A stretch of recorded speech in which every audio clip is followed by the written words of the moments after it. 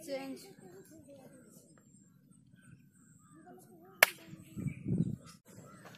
Change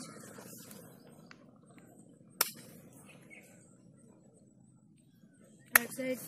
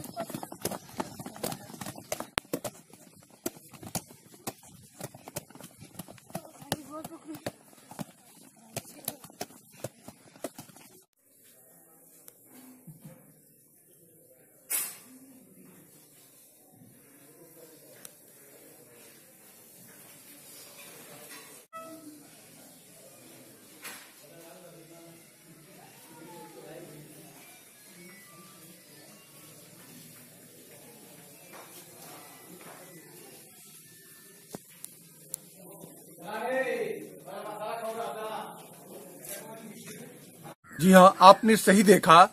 आज हम सिवान जिले के मैरवा स्थित लक्ष्मीपुर ग्राम में हैं। ये वही मैदान है जहां राष्ट्रीय नहीं अंतर्राष्ट्रीय स्तर के यहाँ महिला फुटबॉलरों को तैयार किया जाता है।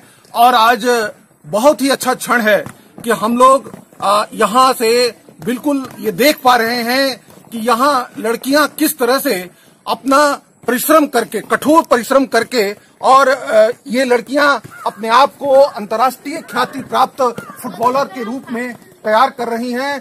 और ये कैसे अपने आप को एक छोटे से गांव में अपने जज्बे को बरकरार करते हुए, जज्बे को बरकरार रखते हुए, ये कठोर परिश्रम करते हुए आगे बढ़ रही हैं। और आपको ये बताते हुए बड़े खुशी हो रही है कि इसमें से कई ऐसी लड़कियां हैं जो राष्ट्रीय नहीं अंतर्राष्ट्रीय स्तर पर भारत का प्रतिनिधित्व कर चुकी हैं। तो हम इसके बारे में सबसे पहले ये जानने की कोशिश करेंगे इन फुटबॉलरों के कोच श्री संजय पाठक जी से। संजय पाठक जी, आप ये सबसे पहले बताइए कि ऐसी लड़कियों को यहाँ पर लाकर और ये इनको प्रशिक्षण देने का आपका कब से ये विचार आया और आपने कैसे शुरू किया? सबसे पहले तो मैं नारद मीडिया को धन्यवाद देना चाहूंगा कि इस सुदूर ग्रामीण क्षेत्र में जो यहाँ की प्रतिभाएं हैं उनको अपने मंच के माध्यम से पूरे राष्ट्र नहीं अंतर्राष्ट्रीय स्तर पर इसको जो है पहुंचाने का काम कर रही है। और मैं बता दूं कि वर्ष 2009 में मैं आदर्श राजकीय मध्य विद्यालय मैरवा में जब गुठनी प्रखंड से सहायक शिक्षक के रूप में स्थानांतरित होकर के आया तो वहाँ एक पाइका खेल चलता था शुरू में, पंचायत स्तर का युवा क्रीड़ा अभियान। उसमें अपने विद्यालय से मैं अपनी 2 बच्चियों को तारा खातून और पुतुल कुमारी को लेकर के गया और पहली दफा ही उन लोगों ने राष्ट्रीय स्तर पर जो है चयनित हो गई बिहार टीम में। तो मुझे लगा कि ग्रामीण क्षेत्रों में भी ऐसी प्रतिभाएं हैं कि अगर यदि हम उसे खोजें, उसे तराशें तो अंतर्राष्ट्रीय स्तर पर उन्हें पहुंचाया जा सकता है। ये बताइए, अभी तक का जो आपका ये सफर रहा, इसमें सबसे निर्णायक मोड़ कौन सा था? इसमें हमको सबसे बढ़िया उपाधि मिली कि मैं जहाँ तक एक शिक्षक हूँ और एक शिक्षक के नाते जब मैंने खेल में जुड़ा तो स्कूली वर्ल्ड कप में हमारे यहाँ से 2 बच्चियां शामिल की गई जो फ्रांस के बोरोडेक्स में बस 2013 में जाकर के खेली, अर्चना कुमारी और तारा खातून, जिसको मैं ही प्रशिक्षण देता था। आज तारा खातून जो है रेलवे में भुवनेश्वर में खेल कोटा से नौकरी कर रही है और अमृता कुमारी को भारतीय टीम का जो है कप्तान बनाया गया अंडर 16 का। ये हमारे लिए ग्रामीण क्षेत्र के लिए और सिवान के लिए काफी गौरव का क्षण था उस दिन और ये सबसे बड़ी सफलता मिली थी हमको। ये जो खेल की विधा है, मैं यहाँ पर देख रहा हूँ कि हैंडबॉल और फुटबॉल की ये लड़कियां प्रैक्टिस कर रही हैं, तो आप कौन कौन सी विधा में इनको प्रशिक्षित करते हैं? ये मैं एथलेटिक्स में, हैंडबॉल में, फुटबॉल में, यहाँ तक कि बॉल बैडमिंटन भी ये गेम है जो हरिराम कॉलेज मैरवा में भी चलता है। वहाँ पर हमारे सीनियर राष्ट्रीय खिलाड़ी विशाल कुमार सिंह चलाते हैं, उसको हमारी देखरेख में ही चलता है। तो रग्बी भी हमारी बच्चियां जो है रग्बी फुटबॉल भी खेलती हैं। तो तमाम ऐसे जो खेल हैं हमारी बच्चियां उसको खेलती है और हम नेट के माध्यम से और या अपने दोस्तों के माध्यम से हमने इसकी ट्रेनिंग ली है बच्चियों के साथ जा करके देख करके और इन सारी खेलों को की प्रतिभाओं को हम तराशने का काम करते हैं। ये बहुत बड़ा है कि ये जज्बा और ये प्रेरणा आपको मिलती है और आप इस तरह से इन लड़कियों को प्रशिक्षित करते हैं और खासकर ग्रामीण क्षेत्रों में लड़कियों को अपने घर से बाहर निकल के इस तरह से खेलना ये बड़ा ही अद्भुत है और आप इस तरह का काम करते हैं। तो आप ये बताइए कि इसके लिए जो धन की आवश्यकता है, जो धन का जो खर्च है, ये आप कैसे उसको मेंटेन करते हैं? जी सर, सबसे पहले तो मैं बता दूं कि जब तक आदमी स्वयं का मजबूत नहीं होगा तब तक कहीं से जो है उसको सपोर्ट मिलने की बात दूर रहती है। तो कभी कभी ऐसा होता है कि कहीं से हमको यदि सपोर्ट नहीं मिलता है तो मैं सहायक शिक्षक हूँ, मैं अपने वेतन का जो है 25% इन बच्चों के ऊपर खर्च करता हूँ। बाकी जो हमारे सिवान के हड्डी रोग विशेषज्ञ हैं डॉक्टर रामेश्वर बाबू और आपके एक लक्ष्मी इंजीनियरिंग कंस्ट्रक्शन है नागपुर में, उसके भारतेश्वर तिवारी जी उसके डायरेक्टर हैं और आपके ईशदेव तिवारी हैं, काशीनाथ मिश्रा हैं और भी हमारे फुलेना यादव हैं, अमितेश जी हैं, रमेश कुमार सिंह जी हैं, मुनीब अंसारी हैं, विकास दीक्षित, तमाम इस तरह के बहुत सारे लोग हैं कि समय समय पर हमको जो है सपोर्ट करते हैं, सहयोग करते हैं। और आपके अजय सिंह जो है दुरौधा विधायक पति, वो सपोर्ट हमें करते हैं। आपके यहाँ के पप्पू सिंह जी है कोडरा के, वे सपोर्ट करते हैं। अजय चौहान जो है मुखिया संघ के अध्यक्ष हैं। तो तमाम हर पार्टी के लोग, हर मजहब के लोग, हर धर्म के लोग जो है हमें यहाँ सपोर्ट करते हैं और हर वर्ग की बच्चियों को हम तैयार करते हैं और इस तरह से हमारा चलता है। अच्छा, ये जो आप लड़कियों को प्रशिक्षण देते हैं, क्या इस तरह का प्रशिक्षण एक व्यक्तिगत स्तर पर कहीं आप और देखते हैं क्या? जी, व्यक्तिगत स्तर पर कोई इस तरह से लेकर के नहीं चलता है। जैसे सरकारी स्तर पर तो तमाम तरह की एकेडमियां चलती हैं, लेकिन इस तरह से जो है ग्रामीण क्षेत्रों में प्राइवेट संस्थान बहुत कम है या हमको लगता है कि कहीं देखने को नहीं मिलता है कि जहाँ इतने सारे गेम जो है एक साथ तो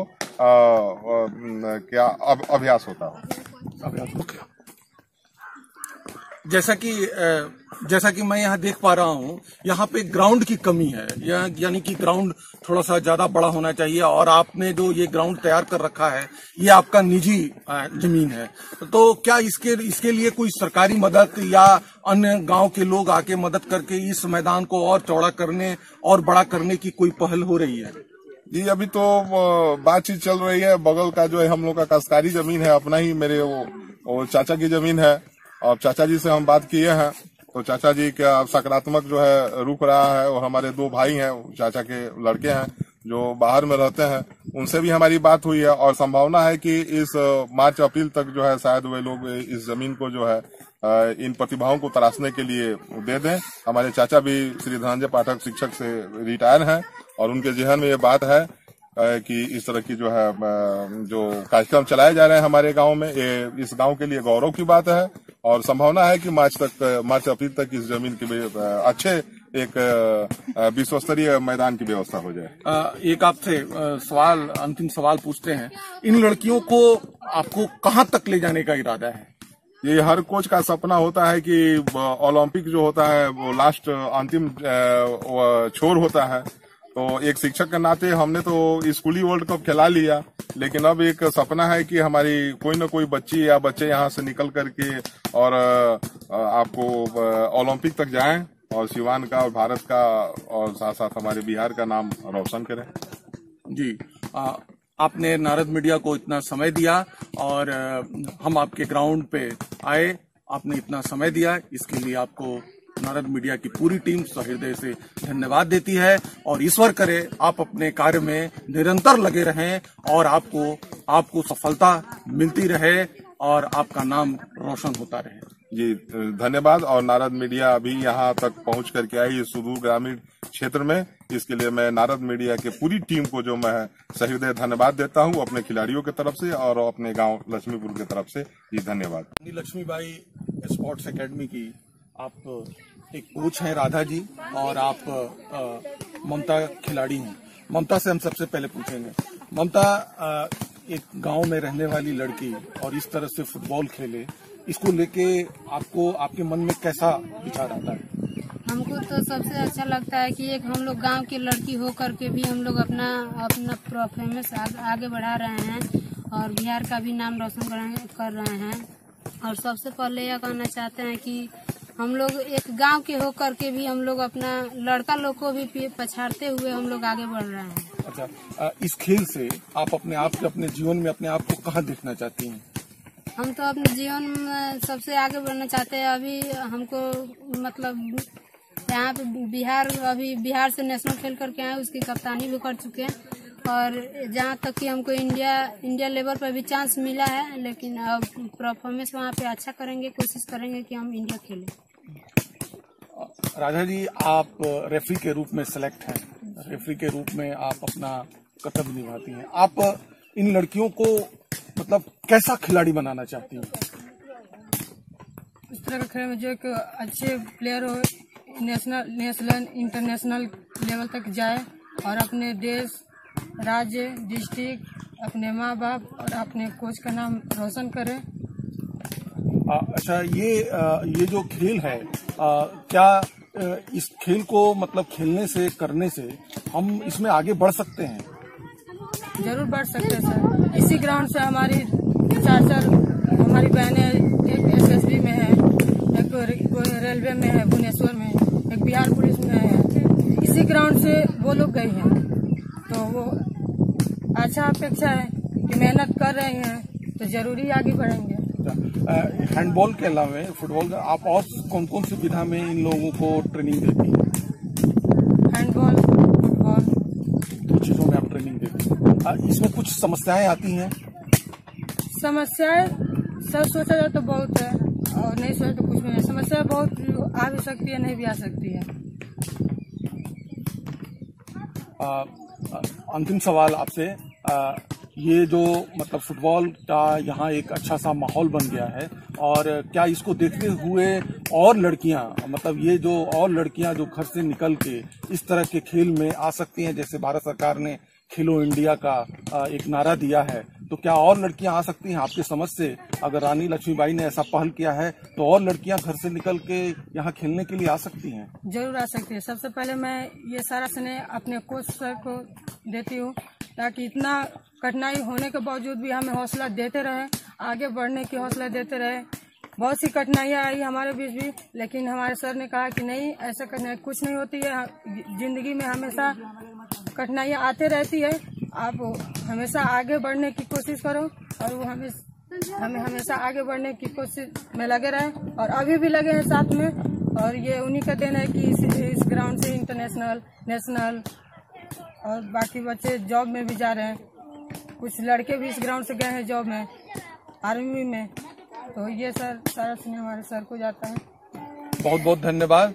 आप लोग निरंतर इस खेल में आगे बढ़ते रहें, अपने गांव, अपने जिले का, अपने राष्ट्र का नाम रोशन करते रहें। नारद मीडिया आपके उज्जवल भविष्य के लिए आपको शुभकामनाएं देती है। धन्यवाद।